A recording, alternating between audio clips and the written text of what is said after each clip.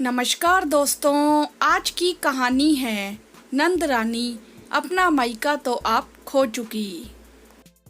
हाथ में कॉफी का मग और सामने टीवी पर मनपसंद प्रोग्राम, लेकिन पलक का मन उसमें नहीं लग रहा था। उसके दिलो दिमाग में सोच के बादल उमड़ रहे थे, चाह कर भी वह शांत नहीं हो रहे थे। सारे विचार आपस में उलझते जा रहे थे। सास ससुर के गुजरने के बाद नंद रेवती का व्यवहार अजीब सा हो गया था। कल फोन आया था तो बात बात में अपने भाई को यही सुनाती रही थी कि मम्मी पापा ने घर भी तुम्हारे नाम कर दिया और बैंक बैलेंस भी। मेरे बारे में कुछ नहीं सोचा। मैं कैसे अपने बच्चों की पढ़ाई लिखाई देख रही हूँ, समझ नहीं आ रहा। दीदी हमसे क्या चाहती हैं? क्या उन्हें नहीं पता कि उनके भाई की इनकम भी इतनी नहीं है? जैसे तैसे गुजारा करते हैं।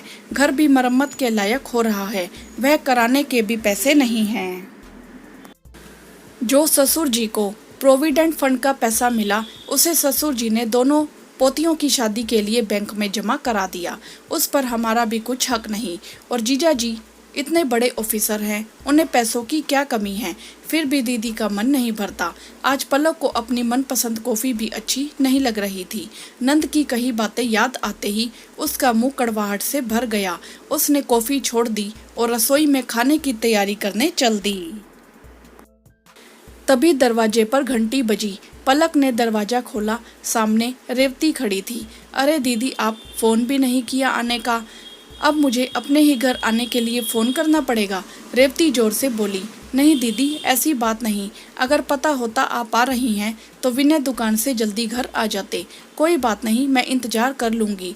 तब तक तुम मेरे लिए चाय बना दो, सिर में बहुत दर्द है। रेवती वहीं सोफे पर ही लेट गई। 1 घंटे बाद विनय घर आया तो रेवती को देखकर चौंक गया। पहले दिन फोन पर ऐसी बात और आज दीदी घर पर। कुछ तो बात है। और दीदी कैसी हो, कैसे आना हुआ? विनय पास में बैठते हुए बोला। रेवती सीधे मुद्दे पर आई। विनय, तुम्हारे भांजे के एडमिशन के लिए 20 लाख रुपए की जरूरत है। बैंक में जो पापा के पैसे हैं उनमें से रुपए निकाल कर मुझे दे दो। लेकिन दीदी, वह पैसे तो पापा ने आपकी दोनों भतीजियों की शादी के लिए रखे हैं। पापा की वसीयत के अनुसार हम वह पैसे किसी और ज़रूरत के लिए नहीं निकाल सकते। तो ठीक है, मुझे इस मकान में मेरा हिस्सा चाहिए। कानून के मुताबिक मकान में मेरा भी हिस्सा बनता है। चाहे तो पैसे दो, चाहे मेरे नाम मकान करो। दीदी, अगर कानून की बात कर रही हैं तो पापा की वसीयत के अनुसार आपका इस घर पर कोई हक नहीं है। यह पापा की बनाई संपत्ति है, दादा की बनाई नहीं। अगर आप प्यार से इस घर में आती हो तो आपका इस घर पर पूरा हक है, वरना आप अपना मायका तो खो चुकी। मजबूर होकर विनय को बोलना पड़ा। विनय के बोलते ही रेवती बुरी तरह चीखने लगी। तब पलक बोली, दीदी शांति से बात कीजिए।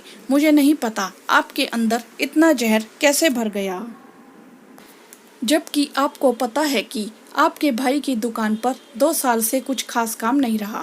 कोरोना में हमें इतनी आर्थिक परेशानी का सामना करना पड़ा। मम्मी पापा दोनों को कोरोना हो गया था, जिसकी वजह से हॉस्पिटल में एडमिट करना पड़ा। दिन रात पानी की तरह पैसा खर्च हो रहा था। लेकिन आपने एक दिन भी अपने भाई से पूछने की ज़रूरत नहीं समझी कि भाई कोई परेशानी हो तो कहना। हमने कभी आपसे गलत व्यवहार नहीं किया, लेकिन आप तो इंसानियत भी भूल गई। जीजा जी की इतनी अच्छी सरकारी नौकरी है, इतने बड़े अफसर हैं, हमने कभी आपके सामने हाथ नहीं फैलाया। जितना था उतने में सब्र कर लिया। फिर आज आप इतनी बात कहते हुए अच्छी नहीं लगती। आज आपने हम दोनों को बोलने के लिए मजबूर कर दिया। कुछ बेटे के लिए एडमिशन की झूठी बात आप कर रही हो, वह तो उसका हो चुका।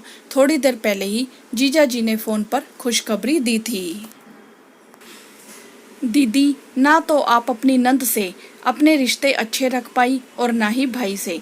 जिस दिन जीजा जी को पता लगेगा कि आप उनकी बहन के साथ कैसा व्यवहार करती हो, सोचो उस दिन उनको कैसा महसूस होगा। पहले आप अपनी नंद को हिस्सा दे दीजिए जो आपके ससुर उनके लिए छोड़ गए थे, उसके बाद कोई बात बोलना। अपना मायका तो आप खो चुकी, कम से कम अपनी नंद का मायका तो बना दो। दीदी, इज्जत चाहिए तो इज्जत देनी भी सीखिए। पलक की बातें सुनकर रेवती चुप हो गई और चुपचाप घर से चली गई। विनय बोला, तुमने यह सब ठीक किया, क्योंकि कभी कभी सब कुछ कह देना ही ठीक होता है। पलक भी अब निश्चिंत थी, उसके दिल का बोझ उतर गया था। हाँ तो दोस्तों, क्या पलक और विनय ने सही किया? आपकी इस विषय में क्या राय है? आप हमें कमेंट करके ज़रूर बताएं। वीडियो को लाइक करें, शेयर करें और चैनल को सब्सक्राइब भी करें। धन्यवाद।